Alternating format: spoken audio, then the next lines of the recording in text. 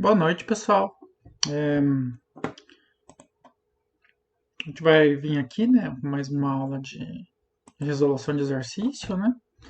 Alguns exercícios que parecem ser interessantes. Esse daqui é um desses exercícios. Aqui a gente já começa a entrar na categoria de alguns problemas ou exercícios que talvez a gente precise reconstruir o enunciado, tá? O que eu quero dizer com reconstruir o enunciado? É organizar a informação do problema, é, quais são os fenômenos que estão acontecendo no enunciado, de uma outra forma que não apenas a partir apenas da leitura do enunciado, né? Como, por exemplo, às vezes a gente pega um exercício simples, que a gente só precisa olhar para o enunciado para saber mais ou menos o que está acontecendo e entender o fenômeno em si, né? Alguns enunciados que são mais complexos, que envolvem vários fenômenos ou que tem várias etapas, né, dentro desse mesmo problema, né? Talvez a gente precise entender e separar essas etapas em algumas caixinhas, como por exemplo é o caso desse daqui. Aqui a gente vai ver que esse exercício ele apresenta algumas etapas, né, dos fenômenos ali que estão acontecendo. E fazer essa separação é um pouco fundamental para a gente conseguir resolver, né, esse exercício. Então, por exemplo, vamos tentar entender, né, o que ele está querendo dizer. Então, olha, um veículo parte do repouso e durante 1 minuto desenvolve uma aceleração escalar constante de 1 metro por segundo ao quadrado. Então, a gente tem ali, né, a primeira etapa do fenômeno.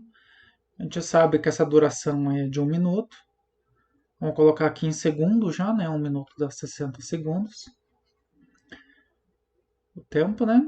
Vamos aqui ter já. E a aceleração é 1 metro por segundo ao quadrado. A seguir, sua velocidade escalar permanece constante durante 4 segundos. A gente sabe que a aceleração nessa segunda etapa vai ser zero, né? Já que a velocidade vai ser constante. E o tempo aqui é de 40 segundos. E depois continua com desaceleração constante de 0,5 metros por segundo até parar. Então aqui agora a gente tem uma aceleração negativa, né? Porque ele vai estar diminuindo a velocidade de menos 0,5 metros por segundo ao quadrado. E aqui a gente tem a terceira parte desse fenômeno, né? Desse problema em si. Ele vai diminuindo a velocidade até parar, né? Então outra informação que a gente sabe aqui que a velocidade final nesse trecho é zero. Então, o que é importante aqui, né? É importante aqui a gente entender que tem várias etapas, né? Esse problema que talvez dê para fazer essa separação no texto ali, né? Com algumas marcações. Mas é interessante que a gente consiga transformar a informação que está no texto em alguma outra organização, né? Que a gente consiga trabalhar com ela depois. Então, aqui eu fiz essa organização. Eu posso falar alguma coisa sobre esses fenômenos, né? Aqui a gente também sabe a velocidade inicial dele, que é zero. Ele diz ali, né, que parte do repouso. A gente sabe que esse movimento aqui é um movimento retilíneo uniformemente variado. Esse aqui é o movimento retilíneo uniforme. E esse daqui volta a ser movimento retilíneo uniformemente variado. E a gente tem aquelas classes de equações, né? Para o MRU e para o MRUV. Que são esses dois trechos. Calcule a distância percorrida pelo veículo no trecho descrito, né? Então a gente precisa encontrar o valor de ΔS para cada um desses trechos aqui. Então vamos começar pelo começo, né? Que é esse daqui. Vamos usar a equação do espaço, né? S de t igual a S0 mais V0 vezes t mais A vezes t quadrado sobre 2. Muito bem, a gente consegue encontrar ΔS aqui, né? ΔS igual a V0 vezes T mais A vezes T ao quadrado sobre 2. Só lembrando, né? ΔS nesse tipo de problema aqui é S de T, o S apenas, né?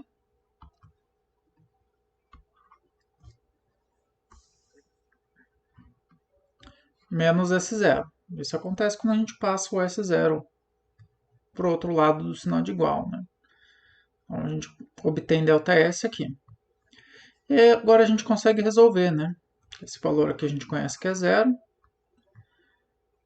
O valor de A a gente conhece que é 1. O valor de T é 60. A gente consegue substituir os valores aqui. Então, ΔS vai ser igual a 1 vezes 60 ao quadrado sobre 2. E aqui a gente resolve a conta, né? Eu vou resolver aqui porque já está bem tarde já. Estou trabalhando desde cedo. 60 vezes 60, né? Que é o 60 quadrado. Divididos por 2. Então, aqui nós temos 1.800 metros. Né, para o ΔS aqui da primeira etapa. Isso daqui nos dá o ΔS apenas dessa primeira etapa aqui, né? A gente descobriu qual que é o valor dele. A gente sabe que esse é um movimento com velocidade constante, né? Então a equação dele é mais simples dessa segunda etapa. Para a segunda etapa, a gente tem que S é igual a S0 mais V vezes T. A gente não tem esse valor de T, de V, né? O valor de T a gente tem, que é 40, e o ΔS a gente vai conseguir descobrir, né? Então, ΔS igual a V vezes T. Isso significa que nós precisamos encontrar, aqui na primeira etapa desse problema, qual foi a velocidade que esse objeto chegou, né? A gente pensa assim, ele partiu do repouso, acelerou até chegar a uma determinada velocidade, que vai ser essa daqui que eu vou usar nessa segunda etapa, se manteve nessa velocidade constante e depois foi reduzindo até parar aqui na terceira etapa. Então eu preciso calcular qual que é o valor de V, né? Ele partiu do repouso aqui até que velocidade que ele atingiu a partir da sua aceleração até chegar aqui. Então a gente precisa encontrar o valor da velocidade nessa primeira etapa, né? Então vamos lá. A equação para velocidade no movimento acelerado, né? V igual a V0 mais A vezes T. V0 é 0. A é 1 e T é 60. Então, substituindo os valores aqui, vai dar 1 vezes 60. 60 metros por segundo. Então a gente sabe agora que o nosso carro chegou nessa parte aqui com essa velocidade de 60 metros por segundo. Aqui na divisória, né? Da primeira para a segunda etapa, se manteve com essa velocidade de 60 metros por segundo até chegar aqui. Então aqui ele também vai estar com velocidade de 60 metros por segundo. Ok, conseguimos descobrir qual é a velocidade aqui que ele manteve constante, né? Então a gente consegue substituir aqui. Veja, tudo isso parece ser esotérico, né? As ideias saem da cabeça, mas elas partem dessa consideração aqui, né? E a partir do momento que eu chego nessa encruzilhada aqui, essa velocidade aqui, eu sei que ela vai derivar, né, desse primeiro movimento, que foi o movimento onde houve aceleração do veículo. Então, já me diz que provavelmente a resposta para encontrar a velocidade está aqui. E as formas de calcular a velocidade nesse tipo de movimento, né, com aceleração constante, eu vou chegar nessa equação aqui, ou na equação de Torricelli, né, que eu também poderia ter usado, porque as duas me dão resposta de velocidade final.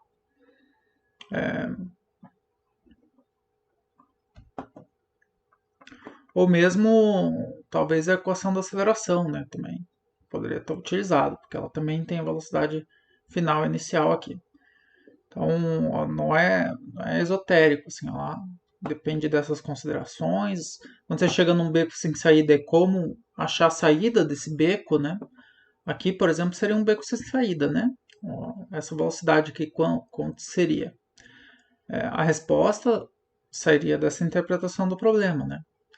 Ele vem do repouso, acelera até chegar numa velocidade, que é a mesma que ele vai se manter nessa etapa 2, né? Daí na etapa 3 ele vai reduzir ela até parar.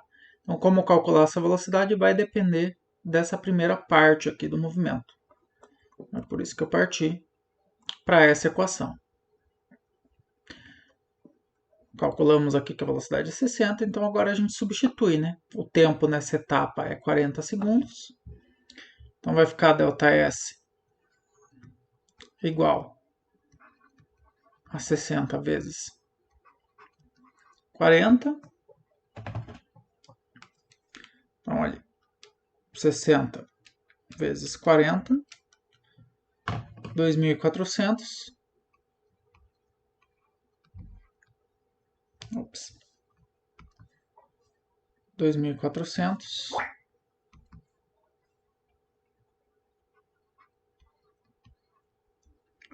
metros. Nós temos aqui o valor do ΔS 2. Vou colocar os números aqui: 1, 2 e 3.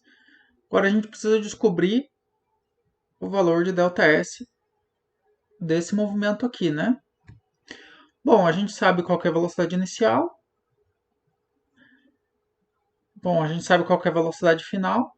A velocidade inicial agora vai ser 60 metros por segundo, né? O V0.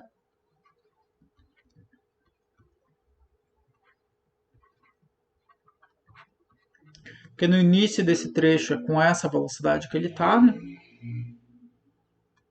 A velocidade final vai ser zero, porque é até ele parar. A aceleração. De novo, a gente busca lá nas equações do movimento acelerado, já que a gente tem aceleração, e descobre, olhando para elas, né? Aqui vai ser fácil, que a gente consegue resolver ela a partir da equação de Torricelli.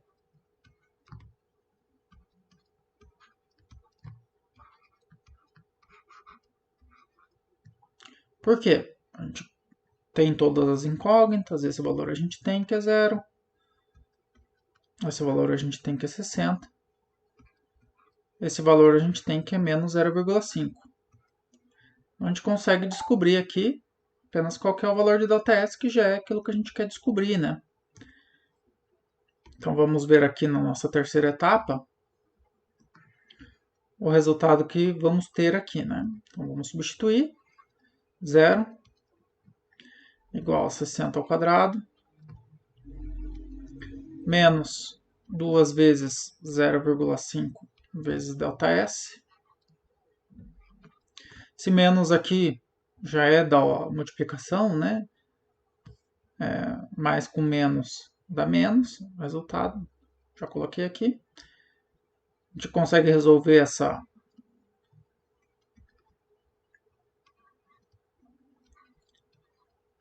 quadrado, acho que é 3.600.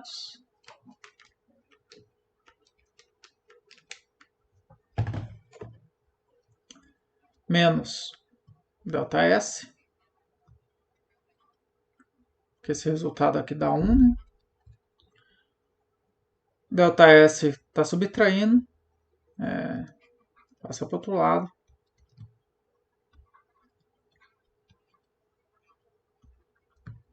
3.600 metros, né? Tá subtraindo, ó, passa para o lado esquerdo, né, do sinal de igual. e fica com 3.600 metros. Agora a gente tem os 3 ΔS, né? Que é aquilo que a gente precisa somar. Vamos lá, o primeiro. Um deslocamento total é a soma das 3 etapas, né? ΔS1 mais ΔS2 mais ΔS3. É só a gente fazer a soma, né? 1.800 mais 2.400 mais 3.600.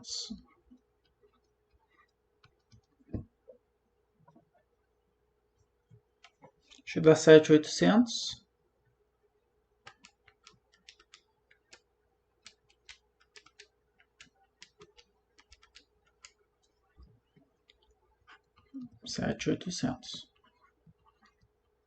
Metros.